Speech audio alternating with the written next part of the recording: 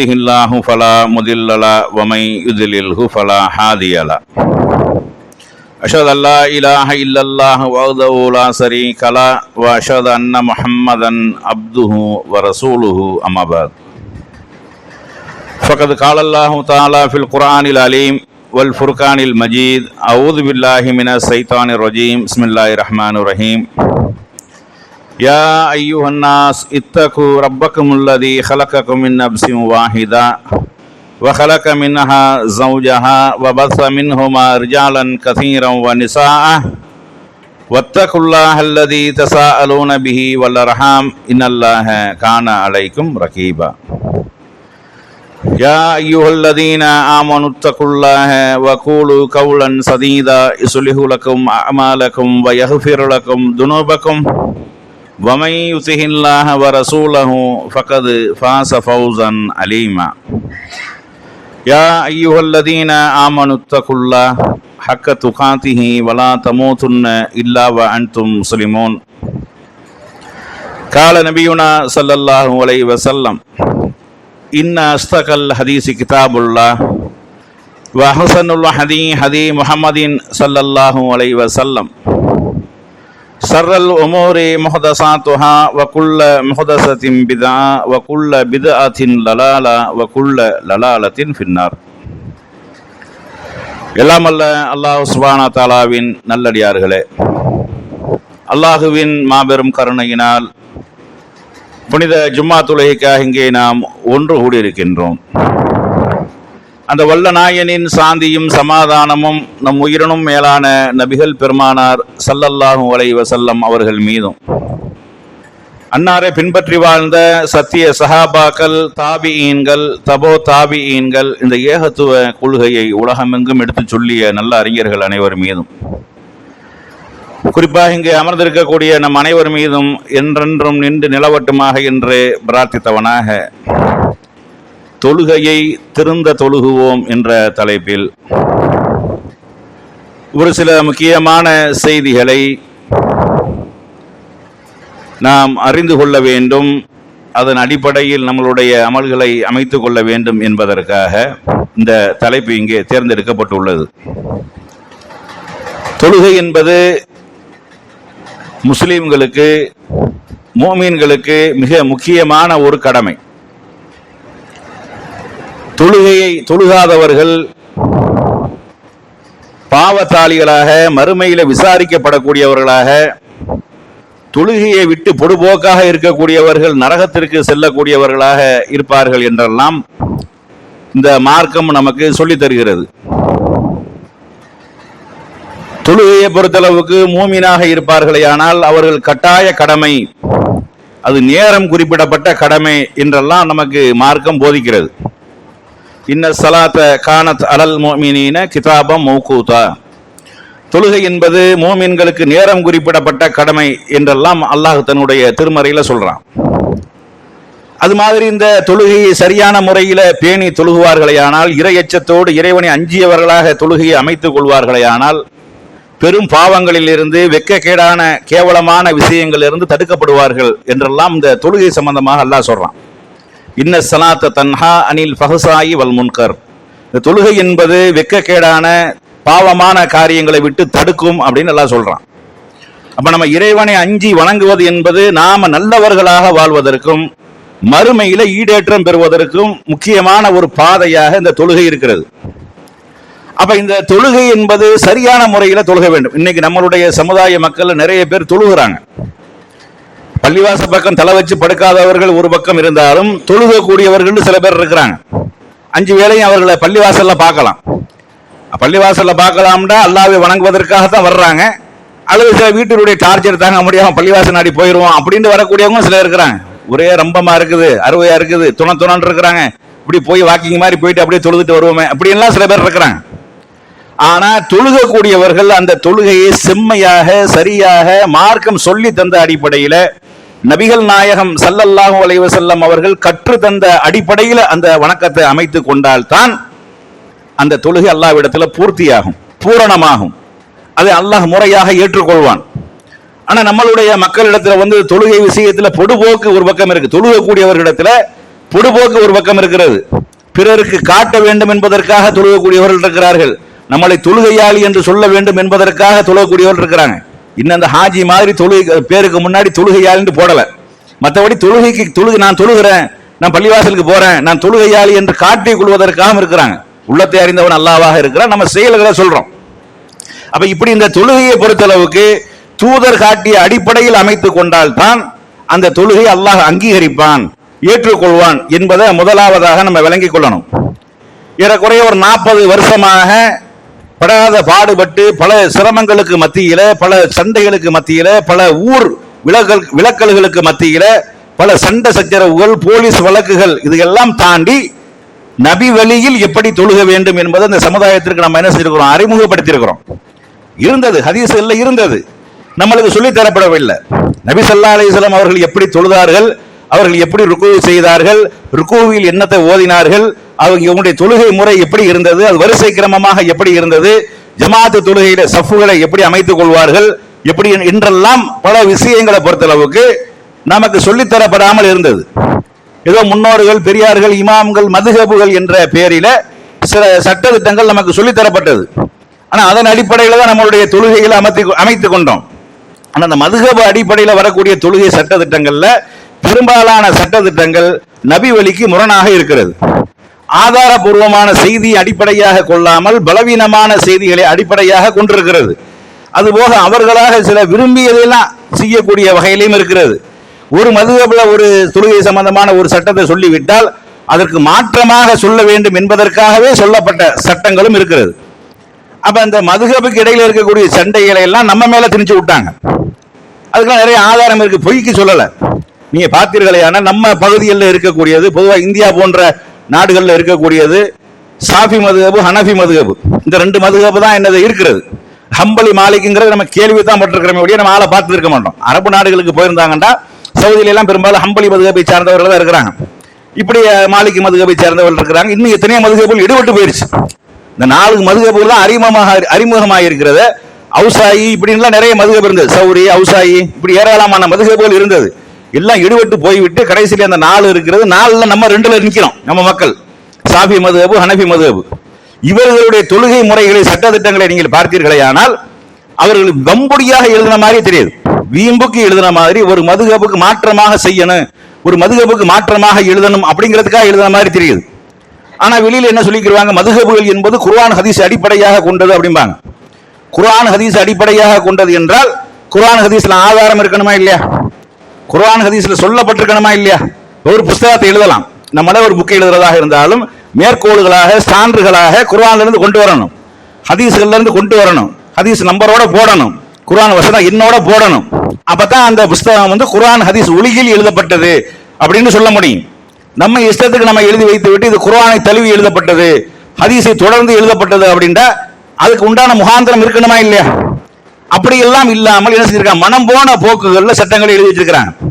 இதுல நம்ம சொல்லக்கூடிய விஷயம், முக்கியமா நீங்க விளங்கி கொள்ளக்கூடிய விஷயம் என்னன்னா, அந்த 4 இமாம்களை நம்ம இதை சம்பந்தப்படுத்தி இழுக்கவே கிடையாது. 4 இமாம்களுக்கு மதுஹபுக்குமே முதல்ல சம்பந்தம் கிடையாது. 4 இமாம்கள் மதுஹபுகளை உண்டாக்கவும் கிடையாது. என்ன பின்பற்றுங்கள், என்ன பின்பற்றுவதுதான் நேர்வழி என்று எந்த ஒரு இமாமும் சொல்லவில்லை. அப்படி உண்மையிலே யாராவது சொன்னார்கள் என்று நீங்கள் சொன்னீர்களே, ஆனால் அவர் இமாமாக இருக்க முடியாது. ஏன்னா இமாம அவரை பின்பற்றுவதற்கு ஆள் சேர்க்கறது இல்லை, அல்லாஹ் ரசூலை பின்பற்றுவதற்கு தான் மக்களை சேர்க்கணும்.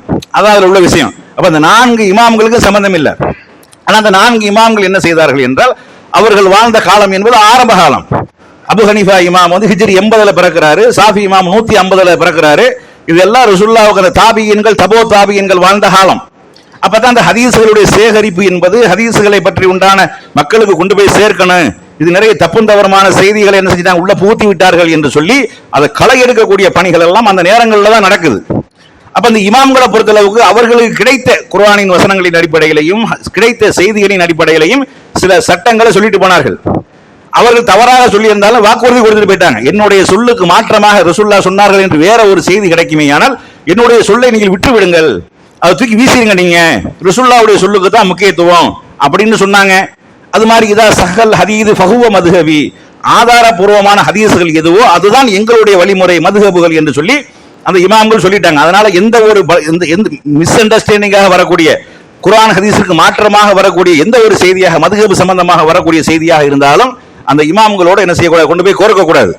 அதற்கு பின்னாடி ரொம்ப பின்னாடி வந்தவர்கள் தான் இந்த மதுஹப் வெறியர்களாக மாறி என்ன செஞ்சாங்க, பல முரண்பட்ட சட்டங்களை உண்டாக்குனாங்க. நீங்க நல்லா பார்க்கலாம், 2 மதுஹப் குர்ஆன் ஹதீஸை தழுவியது அப்படின்னு சொல்லி எழுதி வச்சிருப்பாங்க. அந்த நல்லடியார்கள் பேரை பயன்படுத்தி, அந்த நல்ல இமாம்கள் பேரை பயன்படுத்தி நீங்க பார்த்தீர்களே. ஆனால் ஒரு ஆள் தக்பீர் கட்டும் போது என்ன செய்வார்னா, தொப்புளுக்கு கீழே தக்பீர் கட்டணும்னு ஒரு ஆள் சொல்லுவார், ஒரு ஆள் நெஞ்சில கட்டணும்னு சொல்லுவார். ஆனா இந்த ரெண்டுக்கும் செய்தி இருக்குதாண்டா? இல்ல. தொப்புளுக்கு கீழே கட்டுவதற்கு பலவீனமான ஹதீஸ் இருக்குது. சரி, 2 சரியான செய்தியா இருந்தா இது ஏன் சொல்லணும்? அந்த மதுஹப்புக்கு நீ இதை மட்டும் செய்யி, நீ இதை மட்டும் செய்ய ஏன் சொல்லணும்? இது நபி வழியில அந்த மாதிரி வந்திருக்குது, அவர் ஷாஃபி இமாம் சொன்ன மாதிரி வந்திருக்குது, ஹனஃபி இமாம் சொன்ன மாதிரி இன்னைக்கு விரும்பிய செய்யுங்கள் எங்க குறிப்பிடப்பட்டிருக்குமா? 2 குர்ஆன் ஹதீஸை தழுவுனா இருந்தா எதை வேண்டாலும் செய்யலாம்ல. ஒரு குர்ஆன்லயோ ஹதீஸ்லயோ 2 விதமா சட்டம் வருது. இப்ப ஹதீஸ்ல வந்து நபி ஸல்லல்லாஹு அலைஹி வஸல்லம் அவர்கள் 2 மாதிரியும் செய்தார்கள் சட்டம் வந்தா எல்லாரும் 2 மாதிரி செய்யலாம்ல. விரும்பியவர்கள் விரும்பியதை செய்யலாம்ல. நீ இப்படித்தான் செய்யணும் என்று சொல்லி என்ன செய்வாங்க, எழுதி வச்சிருப்பாங்க. அந்த அடிப்படையில் செஞ்சா தான் அந்த தொழுகை கூடும், அல்லாஹ் ஏற்றுக்கொள்வான். அப்ப அந்த அடிப்படையில் செய்யறது அதுவும் கூடும். இது முரண்பட்டது. 2ம் கூடுங்கிறது என்னது, அது சரியான நிலைப்பாடு இல்லை. இப்படி எல்லாம் என்ன செஞ்சிருக்காங்க, எழுதி வச்சிருக்கிறாங்க. அது மாதிரி வந்து இந்த கையை உயர்த்தி இதுங்கிறத பொறுத்தளவுக்கு அதுல ஒரு மதுஹப்புக்கு மாற்றமாக இன்னொரு மதுஹப்புல எழுதி வச்சிருக்கிறாங்க. ஆனா அதுல ஒரு சஹாபியோட என்ன செய்ய தவறா விளங்கி இருக்கிறாங்க. அந்த மாற்றப்பட்ட செய்திகளை அடிப்படையாக இல்லாமல் ஆரம்ப செய்தி அடிப்படையாக கொண்டு கூட என்ன செஞ்சிருக்கிறாங்க, சில நபித்தோழர்கள் தவறாக விளங்குற அடிப்படையில் செயல்பட்டு இருக்கிறாங்க. ஆனா சரியான செய்தி அல்லாஹ் அக்பர் கையை உயர்த்துவார்கள், ருக்குவுக்கு போகும்போது கையை உயர்த்துவார்கள், சமி அல்லாஹ் லிமன் ஹமீதா என்று சொல்லும் பொழுது கையை உயர்த்துவார்கள். அதுபோல 2வது அமர்வில் அமர்ந்து விட்டு 3வது ரக்காயத்திற்கு எழும்போது கையை உயர்த்துவார்கள் இருக்குது. இது ஒரு மதுஹப்ல ஃபாலோ பண்றாங்க, ஒரு மதுஹப்ல ஃபாலோ பண்றது இல்ல. அது மாதிரி அல்ஹம்து சூரா ஓதக்கூடிய நேரத்தில் வந்து அல் பிஸ்மில்லாஹிர் ரஹ்மானிர் ரஹீம் என்பதை ஒரு மதுஹப்ல சத்தமா ஓதுவாங்க, ஒரு மதுஹப்ல சத்தம் இல்லாம ஓதுவாங்க. சத்தம் இல்லாமல் ரசூலுல்லாஹ் ஓதி இருக்கிறாங்க. 2யும் சொல்லணுமா இல்லையா? சத்தம் இல்லாமலும் ஓதலாம் அப்படின்னு ஷாஃபி மதுஹப்ல நீங்க சத்தம் இல்லாம ஓதிக்கலாம் அப்படின்னு சொல்லணுமா? சொல்ல மாட்டாங்க. அதே மாதிரி வலல்லாலின் என்று சொல்லும் பொழுது நபி ஸல்லல்லாஹு அலைஹி வஸல்லம் ஆமீன் சொல்லி இருக்கிறாங்க, ஆமீன் கூறுங்கள் என்று சொல்லி இருக்கிறாங்க. ஹனஃபி மதுஹப்ல ஆமீன் சொல்ல மாட்டாங்க. இப்படி நீங்க தொழுகைக்குள்ள எடுத்துக்கொண்டீர்களே, ஆனால் ஏராளமான முரண்பாடுகள் இருக்கிறது. அதே மாதிரி அத்தஹியாத்துல நீங்க எடுத்துக்கொண்டீர்கள், அஷ்ஹது அல்லா இலாஹ இல்லல்லாஹ்னு ஒரு ஆள் நீட்ட சொல்லுவாங்க, அப்படியே நீட்டி சலாம் கொடுக்குற வரைக்கும் வச்சிருக்கணும். அதே மாதிரி அஷ்ஹது அல்லா இலாஹ இல்லல்லாஹ் நீட்டி டப்புன்னு மடக்கிடணும். இது ஒரு மதுஹப்ல இருக்குது. இது 2க்கு என்ன ஆதாரம் அப்படின்னா இல்ல, எந்த ஆதாரமும் கிடையாது. நீ ஏன் நீட்ட சொல்லிக்கிட்டே இருக்கிற, நீ நீட்ட சொல்லிட்டே இருக்கிற, நான் நீட்டிட்டு மடக்க சொல்லுவேன், இதுதான் காரணம். அதே மாதிரி தொழுது கொண்டு அத்தஹியாத்துல ஒருவர் தொழுது கொண்டிருக்கிறார், அத்தஹியாத்துல இருந்து கொண்டிருக்கிறார், ஒருத்தருக்கு காற்று பிரிந்து விட்டது. காற்று பிரிந்து விட்டால் என்ன நிலைமை? ஷாஃபி மதுஹப்ல வந்து தொழுகை முறிந்து விடும் அப்படின்னு எழுதியிருக்கிறாங்க. ஹனஃபி மதுஹப்ல என்ன எழுதப்பட்டிருக்குது? தொழுகை முறியாது, தொழுகை சேரும், காற்று விட்டாலும் தொழுகை சேரும் எழுதி வச்சிருக்கிறாங்க. அப்ப இப்படி என்னது முரண்பட்ட பல சட்டங்கள். அதே மாதிரி ஜனாசா தொழுகையை நீங்கள் எடுத்துக்கொண்டீர்களே, ஆனால் ஹனஃபி மதுஹப்ல வந்து என்ன செய்யக்கூடாது, அல்ஹம்து சூரா ஓதக்கூடாது. 4 தக்பீர்கள் கொண்ட அந்த தொழுகைம்பாங்க. அந்த தொழுகையில வந்து அல்ஹம்து சூரா கிடையாது. சனா ஓதுவாங்க, அப்புறம் ஸலவாத் ஓதுவாங்க, 3வது 4வது தக்பீர்ல துஆ ஓதுவாங்க. இப்படி என்ன செய்வாங்கன்னா அந்த ஹனஃபி மதுஹப்ல ஜனாசா தொழுகை இருக்கு. ஷாஃபி மதுஹப்ல அல்ஹம்து சூரா ஓதப்பட்டிருக்கு. ஆனா ஹதீஸ்ல அல்ஹம்து சூரா ஓத சொல்லி இருக்குது. அப்ப ஹனஃபி மதுஹப் மாத்தணுமா இல்லையா? குர்ஆன் ஹதீஸ் அடிப்படையில் தான் எங்களுடைய வழிமுறையை அமைத்திருக்கிறோம் என்றால் இவர்கள் மாற்றணுமா இல்லையா? மாற்றி இருக்கிறாங்களா? மாற்ற கிடையாது. இன்னமும் அப்படித்தான் செய்யணும். இன்னமும் ஹனஃபி மதுஹப்ல 1400 ஆண்டுகளா ஆகி போயிருச்சு. ஹதீஸ்கள் எல்லாம் தொகுக்கப்பட்டு மக்கள் மத்தியில் பிரபலமாகி விட்டது. அரபு மொழிகளில் ஏற்கனவே உள்ளது, பல மொழிகளில் மொழிபெயர்க்கப்பட்டு வெளியாகி விட்டது. ஆனால் இன்னமும் அந்த மூட நம்பிக்கையில இருக்கிறாங்க. எங்க இமாம சொல்லிட்டாருன்னா சரிதான். இன்னமும் இதுக்கு வக்காலத்து வாங்கக்கூடிய, இதை நியாயப்படுத்தக்கூடிய, இது சப்ப கட்டு கட்டக்கூடிய, இதை பிரச்சாரம் செய்யக்கூடிய உலமாக்கள் இருக்கிறாங்க. நீங்க ஒரு சட்டத்தை கேட்டீர்களாக, நீ எந்த மதுஹப்னு முதல்ல கேட்பாங்க. நீ எந்த மதுஹப்னு சொன்னாதான் சட்டம் சொல்லுவாங்க. இப்ப குர்ஆன்ல வந்து இந்த ஒளி சம்பந்தமாக குர்ஆன்ல வருது. குர்ஆன்ல வந்து இந்த ஒளி செய்து விட்டு பெண்ணை தொட்டால் ஒளி முறியுமா, இப்படி ஒரு கான்செப்ட். இதுக்கு வந்து ஹனஃபி மதுஹப்ல வந்து ஒளி முறிஞ்சு விடும் அப்படின்னு எழுதியிருக்காங்க. ஷாஃபி மதுஹப்ல ஒளி முறியாதுன்னு எழுதியிருக்கிறாங்க. ஹனஃபி மதுஹப்ல ஒளி முறிந்து விடும், ஷாஃபி மதுஹப்ல ஒளி முறியாது. ஒரு பொம்பளை தான், நீ ஹனஃபி மதுஹபா இருந்தா உனக்கு முறிஞ்சிடும், ஷாஃபி மதுஹபா இருந்தா உனக்கு முறியாது, ஹனஃபி மதுஹபா இருந்தா முறிஞ்சிடும். சரி, இப்ப ஒரு ஹனஃபி மதுஹபை சேர்ந்த ஒரு ஆணும் ஷாஃபி மதுஹபை சேர்ந்த ஒரு பெண்ணும் திருமணம் முடிச்சிருக்கிறாங்க. இப்படி திருமணம் முடிக்கலாமாண்டா அங்க விட இல்ல, மதம் மாறுற மாதிரி தானே, அப்படிதான் எழுதி வச்சிருக்காங்க. ஒரு மதுஹப்ல இருந்து இன்னொரு மதுஹபுக்கு மாறக்கூடாதுன்னு எழுதி வச்சிருக்காங்க. மாறுவது குற்றம்னு எழுதி வச்சிருக்காங்க. இதனாலதான் இந்த ஹனஃபி மதுஹப்ல இருக்கக்கூடிய ஒரு ஹஜ்ஜுக்கு போகும்போது பிரத்யேகமான ஒரு சட்டம் சொல்லுவாங்க. யாரா அப்படி போயிருந்தேன்னா உங்களுக்கு தெரியும், இங்க ஹஜ்ஜுக்கு போகக்கூடிய நேரத்தில் இங்க ஹனஃபி மதுஹபை விட்டு ஷாஃபி மதுஹபுக்கு மாறிக்கிறீங்க. நீங்க அந்த ஹஜ் முடிகிற வரைக்கும் ஏன்னா அங்க பெண்களை தொட்டா ஒழு முறிஞ்சிடும், ஒழு முறிஞ்சா பொழுதுனே ஒளி செய்ய முடியுமா? ஒரு நாளைக்கு 15,000 தடவை ஒளி செய்யணும். ஏன் தவாபு செய்யும் போது எல்லாரும் சேர்ந்து மொத்தமா செய்வாங்க, கூட்டத்தில் பட்டுக்கிட்டே இருக்கும். படப்பட ஒழு முறிஞ்சு இவன் தண்ணியை தூக்கி தோல்ல வச்சுக்கிட்டு தான் தெரியணும். அதனால நீங்க மதம் மாறிடுங்க, நீங்க அங்க போயிருங்க, நீ ஹனஃபி மதுஹப்ல இருக்கீங்களா, நீங்க சாஃபி மதுஹபுக்கு மாறிக்கிறீங்க, ஹஜ் செஞ்சுட்டு வந்து என்ன செய்யுங்க, நீங்க உங்க மதுஹபை ஃபாலோ பண்ணுங்க. இப்படி எழுதி வச்சிருக்காங்க, இப்படி சட்டம் சொல்றாங்க. நீ ஹஜ்ஜுக்கு போயிருப்பீர்களே ஆனால், அந்த மாதிரி ஹனஃபி மதுஹப்ல இருந்து ஹஜ்ஜுக்கு போயிருப்பீர்களே ஆனால் உங்களுக்கு சொல்லப்பட்டிருக்கும். அப்ப பெண்ணை தொட்டா ஒரு முடியுமா முடியும்? இப்ப 2 ஹனஃபி மதுஹபை சேர்ந்தவர், சாஃபி மதுஹபை சேர்ந்தவங்க 2 பேரும் திருமணம் முடிச்சிருக்காங்க. இது முடிக்கலாமா என்பதா அவங்க கிதாபுல இல்ல, மதம் மாறுற மாதிரி அதான் இல்லையா? சரி முடிச்சுட்டாங்க. இப்ப வந்து சாஃபி மதுஹபை சேர்ந்த ஆண் இருக்கிறாரு, ஹனஃபி மதுஹபை சேர்ந்த பெண் இருக்கிறாங்க, 2 பேர் ஒளி செஞ்சிருக்கிறாங்க. இப்ப சாஃபி மதுஹபை சேர்ந்தவர் செஞ்சாரு, பெண்ணை தொட்டுட்டாரு. இவ தொட்டானா அவ தொட்டா 2 ஒண்ணு தானே, பட்டுட்டால வேலை முடிஞ்சு வச்சுல, 2 கனெக்ட் ஆகக்கூடாது, அதான் மேட்ரு. இப்ப கனெக்ட் ஆயிருச்சு, தொட்டுட்டாரு. தொட்டுட்டா இப்ப நிலைமை என்ன? சாஃபி மதுஹபை சேர்ந்தவர் தொழுதாருன்னா தொழுக கூடும், ஹனஃபி மதுஹபை சேர்ந்தவர் தொழுதாரு அந்த பெண்ணு தொழுதுச்சுன்னா தொழுக கூடாது. அல்லாஹ் அப்படி பாப்பானா? அல்லாஹ் அப்படியே பாப்பான்? இதுவா சட்டம்? இப்படி மண்டைக்கு மூளைக்கு சம்பந்தம் இல்லாமல் ஏருக்கு மாறல. நீ என்ன சொல்றிய அதுக்கு மாற்றமா இதுக்கு எங்க இருந்து ஆதாரம் எடுக்கிறாங்கடா?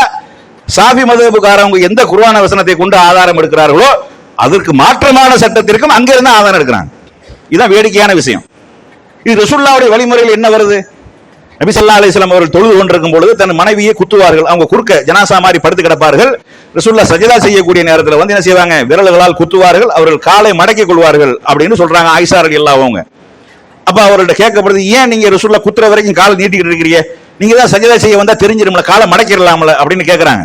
அப்ப அந்த காலத்துல எங்க வீட்டுல விளக்கு இல்ல, இருட்டு கசம், மை கசமா இருக்கும் பொழுது குறுக்க என்ன நடந்தாலும் தெரியாது. அதே மாதிரி ரசூல் ஸல்லல்லாஹு அலைஹி வஸல்லம் அவர்கள் தொழுது கொண்டிருக்கக்கூடிய நேரத்தில் ரசூலுல்லாஹ்வை காணோம் என்று சொல்லி ஆயிஷா ரலியல்லாஹு கையை விட்டு இப்படி தலாவுறாங்க. அவங்க சுஜூதில் இருக்கக்கூடிய நேரத்தில் பின்பகுதி காலினுடைய பின்பகுதி இருக்கா இல்லையா, குதிகால், அந்த பகுதி ஆயிஷாவுடைய கையில படுது. இப்ப என்ன விளங்கி இருக்கிறாங்க? தொழுக முறியல, தொழுது இருக்கிறாங்க. அப்ப மனைவியை அந்நிய பெண்ணை தொடக்கூடாது, எப்பயும் தொடக்கூடாது, ஒளி செஞ்சுட்டு தொடக்கூடாது, ஒளி இல்லாமல் ஒளியோடையும் தொடக்கூடாது, அது வேற விஷயம். இப்ப சட்டம் என்ன? இப்ப இது பெரிய பஞ்சாயத்து நம்ம பகுதியில். என்ன பஞ்சாயத்துண்டா, இந்த நண்டு கணவாராளு நம்ம மத்த பகுதிகளுக்கு தெரியாது. இந்த நண்டு கணவாராளு பத்தி என்ன செய்யாது, அவ்வளவு விவரம் இருக்காது. கணவாயெல்லாம் வந்து பூச்சின்னு சொல்லிட்டு போயிடுவாங்க, அப்படி சில ஊர்கள் இருக்கிறாங்க. ஆனா நம்ம பகுதிகளில் மிக விலை உயர்ந்த நல்ல தரமான சாப்பாடு, புது மாப்பிள்ளைக்கெல்லாம் அதனை பிரத்யேகமாக செய்யக்கூடிய உணவுகள்ல முக்கியமான உணவு, அப்படியான ஒரு பவர்ஃபுல்லான ஒரு ஜாமாங்க. இதை வந்து ஒரு மதுஹப்ல மக்ரூஹ் எழுதி வச்சுட்டாங்க, சாப்பிடக்கூடாது, இது வெறுக்கத்தக்கது, ஹராம்ங்கிற ரேஞ்சில். இது பெரிய பஞ்சாயத்து அந்த காலங்கள்ல. இந்த முதல்ல ஆரம்பத்தில் வந்து ஒரு மதுஹபை சேர்ந்தவங்க தான் கல்யாணம் முடிச்சுக்கிட்டு இருப்பாங்க. அதுக்கப்புறம் கொஞ்சம் ஃப்ரீடம் ஆகி என்ன செய்யுது, 2 பேரும் கலந்து முடிக்க ஆரம்பிச்சுட்டாங்க, கலந்து வாரம் ஆரம்பிச்சுட்டாங்க, கலந்து பரவாங்க. இப்ப அதெல்லாம் யாரும் கேர் பண்றதே இல்லை. தப்தர்ல எழுதும் போது என்ன செய்றாங்க, இவர் ஹனபி மதுஹபை சார்ந்தவர், இவர் சாஃபி மதுஹபை சேர்ந்த, இப்ப அப்படி போயிடுச்சு. இப்ப அல்லாஹ்வுடைய கிருபையால மாறிடுச்சு. ஆனா இப்படி 2 பேரும் திருமணம் முடிச்சிருக்கக்கூடிய நேரத்துல கணவன் ஆசைப்படுவார், இன்னைக்கு நம்ம வந்து சந்தோஷமா இருக்கணும், 1 கிலோ ராலை வாங்கிட்டு போயிட்டு பிரட்டி பொறிச்சு திம்பா அப்படின்ட்டு. மனைவி சாப்பிட மாட்டாங்க, செஞ்சு கொடுக்க மாட்டாங்க, அப்படிலாம் இருக்குது. அப்ப இப்படி பெரிய கூத்தும் கும்மாளமும் மதுஹப்ங்கிற பேர்ல மக்கள் மத்தியில மிகப்பெரிய ஒரு மாயையும் மிகப்பெரிய ஒரு வழிகேட்டையும் போதித்துக் கொண்டிருந்த அந்த நேரத்தில் இதையெல்லாம் கடுமையாக எதிர்த்து நபி வழியில் தொழுகையை நிலைநாட்ட வேண்டும். சல்லு கமா ராய்துமூனி உஸல்லி, என்னை நீங்கள் எவ்வாறு தொழ கண்டீர்களோ அவ்வாறு உங்களுடைய தொழுகையில் அமைத்துக் கொள்ளுங்கள் என்று அல்லாஹ்வுடைய தூதர் ஸல்லல்லாஹு அலைஹி வஸல்லம் அவர்கள் சொல்லி இருக்கிறார்கள். உங்களுடைய தொழுகையை நபி வழியில தான் அமைத்துக் கொள்ள வேண்டும். நபி வழியில் அமைத்துக் கொண்டால் தான் உங்கள் தொழுகை அல்லாஹ்விடத்தில் பரிபூரணமாகப்படும். ஏன்? தூதராக அவர்கள் தான் அனுப்பப்பட்டார்கள். சாஃபி இமாம் அனுப்பப்பட்டாரு. சாஃபி இமாம் சம்பந்தம் ஏற்கனவே சொல்லிட்டேன், பேச்சுக்கு சொல்றேன். பின்னாடி வந்தவங்க இந்த மாதிரியான சட்டங்களை நிறைய எழுதி வச்சிருக்கிறாங்க. என்னென்ன சட்டங்கள்லாம் எழுதி வச்சிருக்கிறார்கள் நீங்க படிச்சீர்களே, ஆனால் இந்த மாதிரி நிறைய புத்தகங்கள் தமிழ்ல மொழிபெயர்த்து வந்திருக்கா இல்லையா? அந்த மாதிரி மதுஹப் கிதாபுகள் தமிழ்ல மொழிபெயர்த்து வருமே, ஆனால் அசிங்கப்பட்டு கேவலப்பட்டு தலை குனிஞ்சு நிற்கக்கூடிய அளவுக்கு இன்னும் இந்த இவங்க வச்சிருக்கிற புத்தகம் எதுவுமே என்ன செய்யாது, கிறிஸ்தவர்களுக்கு தெரியாது. இந்த ஃபத்ஹுல் பாரி, இந்த தபரி, இந்த மாதிரியான தப்சீர்கள் இருக்கக்கூடிய சில ஆபாசங்களை எடுத்து அவன் கையில வச்சுக்கிட்டு அவன் படுத்துற பாடு இருக்க கிறிஸ்தவர்கள் இஸ்லாத்தை விமர்சனம் பண்ணுவதற்கு அவ்வளவு பெரிய பாடுபடுத்துறான். இந்த மதுஹப்ல உள்ள இதுகள் எல்லாம் தமிழ்ல மொழிபெயர்த்து வெளியாயிடுச்சுன்னு வைங்க, தமிழ்ல இல்ல இங்கிலீஷ்ல மொழிபெயர்த்து வெளியே வந்தாலும் சரி நார் அடிச்சிருவாங்க. அப்பதான் இந்த மதுஹப்ல இருக்கக்கூடியவங்க உணர்வாங்க, நம்ம தவறாக வழிநடத்தப்பட்டிருக்கிறோம், நமக்கு தவறான சட்டங்கள் சொல்லி தரப்பட்டிருக்கிறது, நமக்கு தெரியல, நமக்கு அதெல்லாம் சொல்லி தரல. சும்மா தொழுகிறது எப்படி தொழுகிறது அதுக்கு ஒரு சின்ன புஸ்தகம் போட்டிருப்பாங்க, நோன்பு பிடிக்கிறது சம்பந்தமாக கூட ஒரு புஸ்தகம் வரல, சும்மா சொல்லுவாங்க நீங்க வாடகை உங்க இஷ்டத்துக்கு செய்யுங்க, நவ்வைத்து சௌமாதின்னு ஆரம்பிச்சு என்ன செய்யுங்க, அல்லாஹும்ம லக்க சுமுத்துன்னு முடிச்சிருங்க அப்படிங்கிற அளவுல கொண்டு போயிட்டாங்க. அப்ப இப்படி இருக்கு. தமிழ்ல வெளிவருமையானால் சமுதாயத்தில் மிகப்பெரிய ஒரு மாற்றங்கள் வரும். அதனால வெளியிட மாட்டார்கள். இதை நீங்க என்ன செய்யணும், கவனத்தில் கொள்ளணும். அது மாதிரி நபி வெளியில தொழுகணும் என்று வந்த உடனே இதை மதுஹபை பின்பற்றக்கூடியவர்கள் ஏற்றுக்கொள்ள முடியவில்லை, ஜீரணிக்க முடியவில்லை, அங்கீகரிக்க மாட்டமிட்டார்கள். நீ என்ன நபி வெளியில தொழுகிறது? முடியாது. நான் எங்க மதுஹப் அடிப்படையில் தான் உங்களுடைய செயல்பாடுகள் அமைத்துக் கொள்ளணும், எங்க இமாம்களின் அடிப்படையில் தான் உங்க செயல்பாடுகள் அமைத்துக் கொள்ளணும் அப்படின்னு சொல்லி ஊருக்கு ஊரு பள்ளிவாசலுக்கு பள்ளிவாசல் போர்டு வைக்க ஆரம்பிச்சாங்க. எப்படி வச்சாங்க? நெஞ்சில கையை கட்டக்கூடியவர்கள் இந்த பள்ளிக்குள்ள வரக்கூடாது, தொப்பி போடாதவர்கள், தொப்பிக்கு இஸ்லாமுக்கு சம்மந்தமே கிடையாது, தொப்பி ஒரு சுண்ணத்தும் கிடையாது, விரும்பினா போட்டுக்கிறோம், கை துண்டு மாதிரி, தேவைப்பட்டா மூஞ்சியை துடைச்சிக்கிறோம்ல, சோப்புல வச்சுக்கிறோம்ல, அந்த மாதிரி ஒரு சாக்ஸ் மாதிரி குளிர் நேரம் வந்தா போட்டுக்கிற வேண்டியது, இடத்துக்கு போட்டு அந்த மாதிரி தான் தொப்பிங்கிற ஒரு ஆடை. இது ஒரு சுண்ணத்தோ, இது சுண்ணத்து மொக்காதாவோ, இது கண்டிப்பா செஞ்சான் என்பதோ, தொப்பி ஓட்டாதான் முஸ்லீம் என்பதோ, தொப்பி ஓடாட்டா முஸ்லீம் இல்லை என்பதோ கிடையாது. ஹஜ்ஜுக்கு போன தலையை மறைக்க கூடாது, தலையை மறைக்காம செஞ்சாதான் ஹஜ்ஜே ஏற்றுக்கொள்ளப்படும். அப்படியாப்பட்ட வணக்கங்கள்லாம் இருக்கிறது. தலையை மறைக்கிற சட்டமே கிடையாது. இது நம்ம விரும்பினா மறைச்சிக்கலாம். இது துருக்கியர்களுடைய கலாச்சாரம், துருக்கி பகுதியை சேர்ந்த, அதனாலதான் துலுக்கன் என்று கூட நமக்கு பேர் வந்தது. துலுக்கன் சொல்றான், எதுக்காக சொல்றான்? துருக்கியில தான் இஸ்லாமிய கிலாபத் கடைசியா இருந்தது. 1924 முடிவுக்கு கொண்டு வந்துட்டாங்க, முடிவு வெட்டிட்டாங்க அதுக்கு. அந்த கலாச்சாரங்கள் அடிப்படையில் நம்மள துலுக்கன் என்று சொல்ல ஆரம்பிச்சான். திருவள்ளுவர் கூட திக்கை வணங்கும் துலுக்கர்கள் சொல்லுவாரு. துலுக்கன்று அந்த பட்டம் வந்த பேர் வந்ததுக்கு காரணமே துருக்கிய மையமாக வைத்து. அப்ப தொப்பி என்ற கலாச்சாரமும் துருக்கிய மையமாக தான் வந்தது. ரசூலுல்லாஹ் தொப்பி போட்டிருக்காங்கன்னா குளிர் ஆடை அணிஞ்சிருக்கிறாங்க, குளிருக்கு போடக்கூடிய கம்பளியிலான புர்னிஸ் என்று சொல்லக்கூடிய ஆடையை அணிஞ்சிருக்கிறாங்க. நம்ம மப்பலர் கட்டுறமா இல்லையா? இப்ப காதுக்கு மட்டும் தனியா மாட்டக்கூடிய அளவுக்கு வந்துருச்சு. இந்த மாதிரி ஒரு ஆடை தான் அது. அது மாதிரி போர் கவசங்களாக தொப்பி போட்டிருக்கிறாங்க. சங்கிலி போட்டு என்ன செய்ய இருக்கு, அந்த சங்கிலிக்கு மேல ரசூலுல்லாஹ்க்கு வெட்டுப்பட்டதெல்லாம் நம்ம என்ன செய்யறோம், ஹதீஸ்ல பாக்குறோம். உமர் ரலியல்லாஹு அவர்களை ஒருத்தன் குத்திட்டு ஓடிடுறான், உமர் கடைசி நேரம். அப்ப தலையில உள்ள தொப்பியை கழுத்து தூக்கி வீசுறாரு, அவன் மூச்சு திணறி கீழே விழுந்துடுறான். தடுமாறி கீழே விழுகக்கூடிய அளவுக்கு என்னது தொப்பி இருந்தது. அப்படின்னா நம்ம ஓடுற வெள்ளை தொப்பி அந்த மாதிரி தொப்பியா கிடையாது. ஆனா போர்டு போட்டாங்க, தொப்பி நம்ம வேணும்லாம் போடாம போல, போடாம தான் போகணும்லாம் போல, வேலை வெட்டியுமே வெளியே சுத்திக்கிட்டு இருப்போம், பள்ளிவாசலுக்கு தொப்பி இல்லாம போயிடும். ஆஹா, இவங்க திட்டம் போட்டு தொப்பி இல்லாம வராங்கடா என்று சொல்லி பிளாஸ்டிக்ல நாத்தம் பிடிச்சு போன தொப்பியை வாங்கி வச்சு அதை அம்புட்டு பேரும் போட்டு அழுக்கு அடைஞ்சு போய் அது உள்ளாக்க பேன்லாம் ஓடும், அதை தூக்கி தலையில கவுத்தி விட்டுருவாங்க. இது போட்டா தான் தொழுகணும் அப்படின்னு பார்த்தோமா இல்லையா? அதே மாதிரி அத்தையாத்தில் நபி ஸல்லல்லாஹு அலைஹி வஸல்லம் அவர்கள் விரலை அசைத்தார்கள் என்பதற்கு ஆதாரபூர்வமான ஹதீஸ்கள் இருக்கிறது. அஹமது போன்ற நூல்களில் வாயில் இப்னு ஹுஜர் ரலியல்லாஹு அவங்க அறிவிக்கக்கூடிய செய்தி ஆதாரபூர்வமாக இருக்கிறது. விரலை அசைத்து நம்ம தொழுவோமையானால் பள்ளிவாசலுக்கு வரக்கூடாது, நீ வெளியே போயிரு. விரலை ஒடிச்ச காட்சிகளை பார்த்தோம். அதே மாதிரி தொழுதுக்கிறதுல குண்டு கட்டா தூக்கி போய் அவள் ஒதுக்கி போட்டாங்க, பள்ளிவாசலுக்கு வெளியே விரட்டி விட்டாங்க. இப்படி எல்லாம் எதற்காக? நபி வழியில நாம் தொழுகிறோம் என்று சொன்னதற்காக. ரசூலுல்லாஹ் காட்டிய அடிப்படையில் எங்களுடைய தொழுகையை அமைத்துக் கொள்வோம். ரசூலுல்லாஹ் தான் எங்களுக்கு தூதராக வந்தார்கள், எல்லாத்திற்கும் அவர்கள் தான் வழிகாட்டினார்கள், இந்த தொழுகைக்கும் அவர்கள் தான் வழிகாட்டினார்கள். அவர்கள் காட்டிய அடிப்படையில் தொழுதால் தான் தொழுகை அல்லாஹ்விடத்தில் அங்கீகரிக்கப்படும், ஏற்றுக்கொள்ளப்படும். உன் இஷ்டத்துக்கு தொழுதா ஏற்றுக்கொள்ளப்படாது. உன் இமாம்கள் தொழுத மாதிரி தொழுதா அல்லாஹ் முழுமையாக அங்கீகரிக்க மாட்டான். ஏன்? இமாம்கள் தூதராக அனுப்பப்படவில்லை, அவர் சொல்றதை கேட்கணும்னு நமக்கு சட்டம் கிடையாது. அவரை பத்தி நம்மளுக்கு கேள்வி வருமா? கபர்ல அபு ஹனீஃபா பத்தி உனக்கு தெரியுமான்னு சாபி மதுஹப்காரன் ஹனபி மதுஹப்காரன் கேட்பானா? மாலிகை பத்தி உனக்கு தெரியுமான்னு சாபி மதுஹப்காரன் கேட்பானா? சாபி இமாம் பத்தி தெரியுமான்னு கேட்கப்படுமா? சாபி மதுஹப்ல மாலிகி மதுஹப்காரன் மாலிகி இமாம்டா யாருன்னு தெரியுமா அப்படின்னு கேட்கப்படுமா? ரசூலுல்லாஹ் தான் கேட்கப்படும். இந்த மனிதரை பற்றி நீ என்ன அறிந்து கொண்டிருக்கிறாய் என்று யாரை கேட்கப்படும்?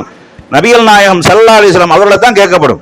அப்ப இப்படி நம்ம விளங்கி இருக்கு. நபி வழியில நாங்கள் தொழுகையை அமைத்துக் கொள்வோம் என்று சொன்னவுடன் பொங்கி எழுந்தார்கள். அதையெல்லாம் மீறி இன்னைக்கு அல்லாஹ்வுடைய அருளால நபி வழியில தொழுகை நடத்தக்கூடிய இடங்கள் உருவாகிவிட்டது, பல்வேறு தளங்கள்ல உருவாகிவிட்டது. நபி வழியில் தொழுகை நடத்தப்படுகிறது. ஆனால் அந்த தொழுகையிலையும் நம்ம பொடுபோக்காக இருக்கிறோம், நம்ம கவனக்குறைவாக இருக்கிறோம், அது சரியான முறையில் ஃபாலோ பண்ணாமல் இருக்கிறோம். நாங்க நபி வழியில தொழுகிறோம், நமக்கென்று ஒரு தளத்தை உண்டாக்கினாலும் அங்க தொழுகக்கூடிய தொழுகை பெரும்பாலும் நீங்க பார்த்தீர்களே ஆனால் அந்த நபி வழியை பேணி தொழுகக்கூடிய அளவுல இல்லை. நீங்க பாருங்க, நீங்க சஃபை சரி செய்யக்கூடிய விஷயங்கள் மார்க்கத்தில் ரொம்ப வலியுறுத்தப்பட்டிருக்கிறது. நபி ஸல்லல்லாஹு அலைஹி வஸல்லம் அவர்கள் சஃப்களை சரி செய்து கொள்ளுங்கள், இடைவெளி இல்லாமல் ஆக்கி கொள்ளுங்கள், சீத்தான் உள்ள போந்துருவான், உங்களுக்கு இடையில குரோதத்தை உண்டு பண்ணிடுவான், சஃபை சரி செய்வது என்பது தொழுகையை அழகுற செய்வதாகும் என்றெல்லாம் ஏராளமான ஹதீஸ்கள் இருக்கு. நீங்க தோளோட தோல் ஒட்டி நில்லுங்க, காலோட கால் சேர்ந்துருங்க. இதுல பார்த்தோம்னா காலோட கால் சேர்ந்து இதை விமர்சனம் பண்றாங்க. காலோட கால் சேர்ந்து நிக்கணுங்கிறதுக்காக ஒரு ஆள் அங்க தள்ளி நிற்பாரு, ஒரு ஆள் இங்கிட்டு தள்ளி நின்றுவாரு, ரெண்டு பேர்த்தையும் எது சரிசமமா வச்சு நிக்கணும். ஒரு ஆள் என்ன செய்வாங்க, இப்படி காலை பப்பர பேண்டு போந்து நிக்கிறது, இங்க ஒரு கால் அங்க ஒரு கால் ரெண்டையும் ஒட்டிக்க நிக்கணும். இப்படி புலனுக்கு நிக்கிறாங்க. இதை போட்டா எடுத்து படிஞ்சவாரு இந்த நபி வழியில தொழுகிறங்கிற பேர்ல தொழுகை அப்படின்னு சொல்லி காட்டுறாங்க. இப்படியா சொல்லப்பட்டிருக்கு? தோளோடு தோல் ஒட்டி நெருக்கமாக நிக்கணும். இந்த காலம் அந்த காலம் ஒட்டணுங்கிறதுக்காக ஏறி மிதிக்கிறாங்க. அப்படி எல்லாம் கிடையாது. நெருக்கமாக நில்லுங்க, வரிசையா நில்லுங்க. இந்த அணிவகுத்தல் என்பது அல்லாஹ் விரும்பக்கூடியது. நாளைக்கு மறுமை நாள்ல கூட வானவர்கள் அப்படி அணிவகுத்து நிற்கக்கூடிய அந்த நேரத்தில் உமது இறைவன் தீர்ப்பளிப்பதற்காக வருவான். அது மாதிரி சொல்றாங்க, வானவர்கள் எப்படி அணிவகுத்து நிற்பார்களோ அது மாதிரி நீங்க ராணுவ வீரர்களை பாக்குறமா இல்லையா? அவங்களுடைய அந்த அணிவகுப்பு என்பது எப்படி இருக்கிறது? ஒரே மாதிரி இருக்கும். அது மாதிரியே தொழுகை ஒரே மாதிரி இருக்கும். நபி வழியில நீங்கள் அத்தனை பேர் தொழுக ஆரம்பிச்சிருக்கீங்க. அல்லாஹ் அக்பர் காது வரைக்கும் கையை ஊற்றணும். அப்படி பேர் பின்னாடி கேமரா எடுத்துட்டு வைங்க, அப்படி பேர் காது வரைக்கும் கை ஊத்துட்டு அப்படியே தெரியும். நெஞ்சில கட்டுறது அப்படியே இருக்கும். அல்லாஹ் அக்பர் ருக்குவுக்கு போறது ஒரே மாதிரி இருக்கும். எந்த விதமான மாற்றமும் இருக்காது. இந்த இன்னைக்கு உள்ள முட்டு செத்து போச்சு நம்ம ஆளுகளுக்கு. அதனால அது உட்கார்றதுல வேண்டாம் சில பிரச்சனைகள் இருக்கு. நபி ஸல்லல்லாஹு அலைஹி வஸல்லம் அவர்கள் 2வது ரக்காயத்துக்கு ஒரு மாதிரி அமர்ந்திருக்காங்க, 4வது ரக்காயத்துக்கு ஒரு மாதிரி அமர்ந்திருக்கிறாங்க. அந்த மாதிரி தான் செய்யணும். அது நபி வழி. ஆனா இன்னைக்கு நம்ம ஆளுக்கள்ல பெரும்பகுதியினர் என்னது, சேர்ல உட்கார்ந்து தொழுகிற மாதிரி ஆகி போச்சு. காலை அவங்க இஷ்டத்துக்கு வளைக்க முடியல, மடக்க முடியல, முழங்கால ஜீவன் இல்லாம போயிருச்சு. அதனால சில பேர் என்ன செய்யறாங்க, உட்கார்றதுல மட்டும் பின்னாடி இருந்து வரக்கூடிய லேட்டா வரக்கூடியவங்க பார்த்தாங்கன்னா இவர் 2வது ரக்காயத்துல உட்கார்ந்திருக்கிறாரு, இவர் 4வது ரக்காயத்துல உட்கார்ந்திருக்கிறாரு என்பதை ஈஸியா அறிந்து கொள்ளலாம். ஏன்? அந்த தொழுகையினுடைய முறை அப்படி இருந்தது. நபி ஸல்லல்லாஹு அலைஹி வஸல்லம் அவர்கள் தொழுகையை அந்த பின்னாடி இருந்து தொழுகை அடிப்படையில் நாம் தொழுகக்கூடிய தொழுகை பின்னாடி இருந்து பார்த்தோமே ஆனால் ஒரே மாதிரியாக இருக்கும். வரிசை அப்படியே லைனா இருக்கும். ஒவ்வொரு அல்லாஹ் அக்பர் கமாண்ட் வரக்கூடிய நேரத்தில் அத்தனை பேர் சமமாக சரியாக ருக்கு செய்வார்கள், சரியாக கியாமுக்கு வருவார்கள், சரியா கரெக்டா போயிட்டே இருக்கும். அப்படியாக ஒன்னது ஒரே யூனிஃபார்ம் சொல்லுமா இல்லையா, அந்த மாதிரி தொழுகை அமைந்திருக்கும். ஆனா இன்னைக்கு அந்த மாதிரியாக நிறைய குறைபாடு இருக்கிறது. அது மாதிரி ஜும்மா தொழுகை எடுத்துக்கிறீங்க நீங்க. இந்த ஜும்மா தொழுகை நபி ஸல்லல்லாஹு அலைஹி வஸல்லம் அவர்கள் என்னென்ன சிறப்புகள் சொல்லியிருக்கிறாங்க. இந்த ஜும்மாவில் நடத்தக்கூடிய இந்த உரையை கேட்க வேண்டும் என்பதற்காக எவ்வளவு முயற்சிகள் செஞ்சிருக்கிறாங்க, எவ்வளவு முஸ்தீபுகள் செஞ்சிருக்கிறாங்க, அதற்காக எவ்வளவு நன்மை இருக்குங்கிறது மக்களுக்கு ஆர்வம் மூட்டி இருக்கிறாங்க, எவ்வளவு நன்மையை சொல்லி இருக்கிறாங்க. யார் ஜும்மாவுடைய ஆரம்ப நேரத்தில் வருகிறார்களோ அவர்கள் ஒரு ஒட்டகத்தை குர்பானி கொடுத்த நன்மை கிடைக்கும். எதுக்காக? தொழுகைக்கு முன்னாடி நடக்கக்கூடிய பயானையும் தொழுகையும் சேர்த்து செய்யணுங்கிறதுக்காக. பின்னாடி அதுக்கு அடுத்து வரக்கூடியவர்கள் அதே மாதிரி இமாம் மெம்பர்ல ஏறிவிட்டால் வானவர்கள் எழுதுவதை நிப்பாட்டி விடுவார்கள். உள்ளாக்க வரக்கூடிய ஆளுகளை பதிவு பண்ண மாட்டாங்க.